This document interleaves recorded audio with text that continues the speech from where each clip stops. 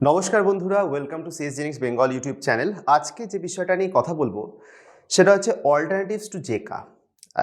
অনেক স্টুডেন্ট আমাদের যখন আমরা ইউটিউবে ভিডিও দিচ্ছি, অনেকের একটা খুব কমন কনসার্ন আমরা অনেক দিন ধরে দেখছি, সেটা জেকা 2024 হোক, 2025 হোক বা 6, এই সময়টা থেকেই আমি দেখছি সবাই এই কোশ্চেনটা বেশি করে করছে যে জেকার সিলেবাস কি চেঞ্জ হবে। এখন দেখো, জেকার সিলেবাস চেঞ্জ হওয়া এই জিনিসটা কতটা ফিজিবল, আমার ক্ষেত্রে মনে হচ্ছে যে চেঞ্জ হওয়াটা খুব একটা ফিজিবল নয়। এর মেনলি দুটো কারণ। আগে জেকার যদি তুমি যে সিলেবাসটা দেখো, সেটা ছিল হচ্ছে অ্যাপটিটিউড অ্যান্ড ম্যাথ। তো ম্যাথ এবং অ্যাপটিটিউড যখন ছিল, সেই অনুযায়ী কিন্তু দেখবে বিভিন্ন কলেজে অ্যাডমিশন ক্রাইটেরিয়াটাও আলাদা ছিল। এখন ক্রাইটেরিয়াটা চেঞ্জ হয়েছে, কারণ নিশ্চিতভাবে অনেকে মনে করছে যে ওইভাবে আর অ্যাডমিট করানোটা পসিবল হচ্ছে না। কারণ অবভিয়াস যে রিকোয়ারমেন্ট অফ ইন্ডাস্ট্রি চেঞ্জ হয়ে যাচ্ছে। তাহলে যদি খুব টপ র্যাঙ্কে শুধুমাত্র অ্যাপটিটিউড আর ম্যাথস দেখেই স্টুডেন্ট নেওয়া হয়, তারা যে সাবজেক্টিভ দিক থেকেও এতটাই স্ট্রং হবে, এই গ্যারান্টিটা সবসময় দেওয়া যায় না। তো আমার কাছে লজিক্যালি মনে হয়েছিল যে জেকার সিলেবাস চেঞ্জ হওয়াটা পসিবল নয়, at least in this moment, considering the current scenario. কিন্তু এটাও ঠিক কথা যে কালকে WBJEE বোর্ডের হঠাৎ করে হয়তো কোনো এক ইচ্ছা হলো, কোনো এক মহৎ ইচ্ছা হলো, তাহলে তারা সিলেবাস চেঞ্জ করে দিল। এখন আমি বাইরে বসে আছি, আমি হতাশ হতে পারি, দুঃখের চোটে একটা ভিডিও বানিয়ে ফেলতে পারি, কিন্তু তোমার প্রবলেম তাতে সলভ হয়ে যাবে না। তা সেই জিনিসটাও আমি ভেবেছিলাম। তো কথাটা হলো, তাহলে কি করা যায়? এখন MCA পড়তে গেলে প্রাইভেট কলেজে MCA পড়ানোটা তো সবার সামর্থ্যের মধ্যে থাকে না। তাহলে সেই সব স্টুডেন্টদের জন্য যারা অ্যাসপিরেন্ট এবং যারা গভর্নমেন্টে পড়তে চায়, তাদের জন্য রাস্তাটা কঠিন হয়ে যাবে। তাই জন্য আমি এই পার্সপেক্টিভ থেকে অল্টারনেটিভস আমি কিছু এক্সামের কথা বলবো, যেগুলো দিয়েও তোমরা MCA পড়তে পারো। অ্যাকচুয়ালি অনেকেই হয়তো এই এক্সামসগুলো সম্পর্কে শুনেছো, আমি একটু তোমাদেরকে ডিটেলে শোনাবো। প্রথম এক্সাম্পলটার নাম হচ্ছে CUET এক্সামে দেখো, যদি পেতে হয়, ভালো কোনো কলেজে পেতে হয়, বা যেগুলো আমাদের দিক থেকে যেগুলো টপ টায়ার, তার মধ্যে প্রথমেই যে নামটা আমি নেব সেটা হচ্ছে DU। কম্পিউটার অ্যাপ্লিকেশন পার্সপেক্টিভ বাদ দিয়ে অন্যান্য পার্সপেক্টিভে অনেকে BHUকে প্রেফার করে। আমি কম্পিউটার অ্যাপ্লিকেশনের জন্য, মানে মাস্টার ডিগ্রির জন্য, আমি BHU এর কথা রেকমেন্ড করব না। তার কারণ আমার কিছু পুরনো স্টুডেন্ট যারা BHUতে রয়েছে, তাদের কাছ থেকে আমি খুব একটা পজিটিভ ফিডব্যাক পাইনি। ঠিক আছে, এবার সেই জায়গা থেকে যদি আমাদেরকে ভাবতে হয়, তাহলে DU আমাদের ফার্স্ট প্রায়োরিটি, বা দিল্লি ইউনিভার্সিটি DU আমাদের ফার্স্ট প্রায়োরিটি হতে পারে। ঠিক আছে, ইউনিভার্সিটি অফ দিল্লি। আমি শর্ট ফর্মটা বলেছি, আমি ফুল ফর্মটাও বলে দিচ্ছি যাতে কেউ কনফিউজ না হও। এইগুলো বাদ দিয়ে আরও ইউনিভার্সিটিজ আছে যেগুলোতে অবশ্যই তুমি এই CUETর মাধ্যমে ভর্তি হতে পারো। তাতে তোমার স্কোরটা মোটামুটি কত করতে হবে? 215 প্লাস স্কোর করতে হবে 300-তে। এখন যে মেজর প্রবলেমটা এখানে হয়, সবাই প্রিপারেশনটা শুরু করে ডিসেম্বরের থেকে। ডিসেম্বর থেকে 3 মাসের মধ্যে পরীক্ষা হবে। 3 মাসের প্রিপারেশানে 215 প্লাস স্কোর করা ইজ নিয়ারলি ইম্পসিবল। অনেকে বলে যে হ্যাঁ, আমি তো করে ফেলেছি।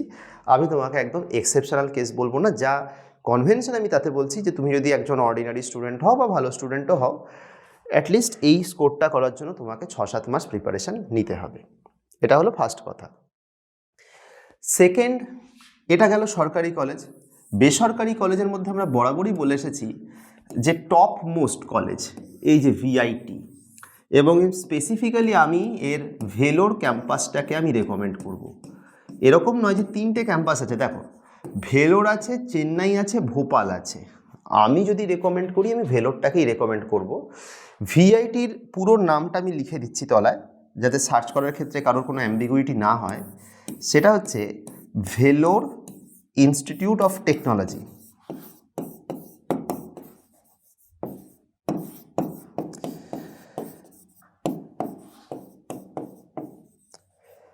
এবার VITতে যদি তোমরা অ্যাডমিট হও, এর 3টে ক্যাম্পাস আছে, ভেলোর, চেন্নাই এবং ভোপাল।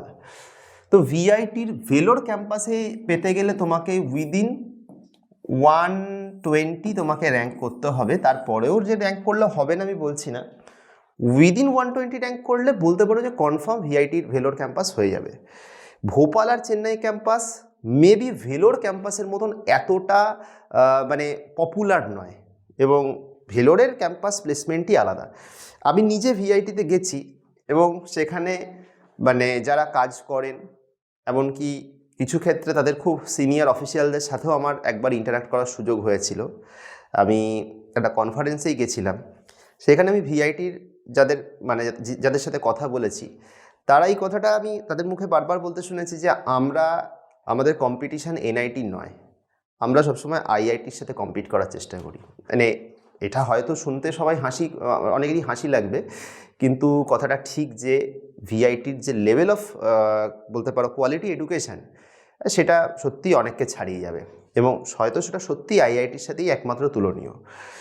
তো এই দুটোর কথা আমি কেন বললাম, দেখো সিইউইটির যদি সিলেবাস ব্রেকআপ করি, ঠিক আছে, তাহলে সিইউইটি এক্সামের সিলেবাস তো ধরো এটা 150 হচ্ছে ম্যাথ প্লাস 150 হচ্ছে আমাদের সাবজেক্ট, মানে ম্যাথ মানে শুধু ম্যাথ নয়, ম্যাথ প্লাস অ্যাপটি, আর আমাদের ইয়ের জন্য আমাদের 150 হচ্ছে আমাদের সাবজেক্ট, যেটা আমাদের ক্ষেত্রে অবশ্যই কম্পিউটার সায়েন্সের বা কম্পিউটার অ্যাপ্লিকেশনের সাবজেক্ট। এবং এটাও কথা যে সিইউইটি কিন্তু শুধুমাত্র এমসিএ পড়ার জন্য নয়, এমএসসি পড়ার জন্যও আছে। সো এবার দেখো, তুমি যদি বিসিএ পড়ো তুমি এমএসসি পড়তেই পারো। এবার তুমি যদি ইউনিভার্সিটি অফ দিল্লিতে পেয়ে যাও, তাহলে তো প্র্যাকটিক্যালি তোমার এমএসসি পড়ার ক্ষেত্রে ওখানেও খুব একটা খারাপ অপশান নয়, এবং এমএসসি পড়েও ক্যাম্পাস প্লেসমেন্ট হয় এবং বিরাট এক্সপোজার। কিন্তু যদি তোমার অ্যাফোর্ডেবিলিটি আর একটু বেটার থাকে, আর তুমি যদি কেরিয়ার একটু ইনভেস্ট করতে পারো, তাহলে তুমি ভিআইটির এক্সামটাও দিতে পারো। এরও সেমই কম্পোজিশান 150। অ্যাকচুয়ালি ভিআইটিতে ফুল এক্সামের এটা সিলেবাসটা বছর বছর চেঞ্জ হচ্ছে, আমি ক্লিয়ার করে এটা দেব, ঠিক আছে, এখনই বলছি না। ভিআইটির যেটা মোস্ট ইম্পর্টেন্ট, যেটা এর সাথে ডিফারেন্স, যেখানে ভিআইটিতে নো নেগেটিভ মার্কস, আবার সিইউইটিতে নেগেটিভ মার্কসটা থাকে। তো এই দুটোর মধ্যে ডিফারেন্স একটা। এবার যদি লক্ষ্য করো, জেকাতেও কিন্তু নেগেটিভ মার্কস আছে। সিইউইটির সাথে জেকার ডিফারেন্সটা কোথায়?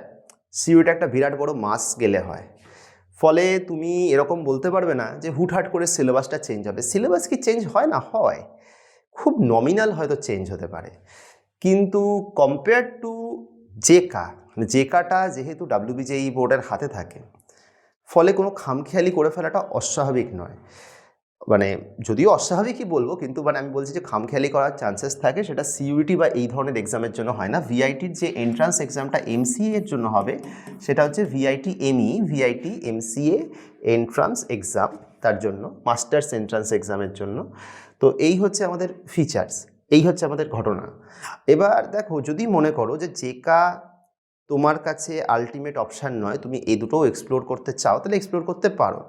যদি তোমরা ইন্টারেস্টেড হও, তাহলে আমাদের কমেন্ট সেকশনে তোমরা জাস্ট একটা ফিডব্যাক দাও, আমরা ডিটেলে রিসার্চ করে এর থেকে কোন কোন কলেজ হতে পারে, কোন কোন র্যাঙ্কে কী কী কলেজ হয়, কীরকম স্কোর হয়, কীরকম কোশ্চেন্স হয়, সেগুলো আমরা আমাদের চ্যানেলে নিয়ে আসবো। যদি তোমরা চাও সেই কোশ্চেনগুলো সলভও করা যাবে, ধীরে ধীরে আমরা একের পর এক ভিডিও এই বিষয়েও আনবো, কিন্তু পুরোটাই ডিপেন্ড করছে যদি তোমরা ইন্টারেস্টেড হও, আমরা তোমাদের জন্য এই ভিডিওটা করব। তাহলে অবশ্যই তোমরা তোমাদের মতামত আমাদেরকে কমেন্ট সেকশনে জানিও, আমরা খুব তাড়াতাড়ি তোমাদের কমেন্টের উপর বেস করে নতুন ভিডিও নিয়ে আসবো। অনেক ধন্যবাদ।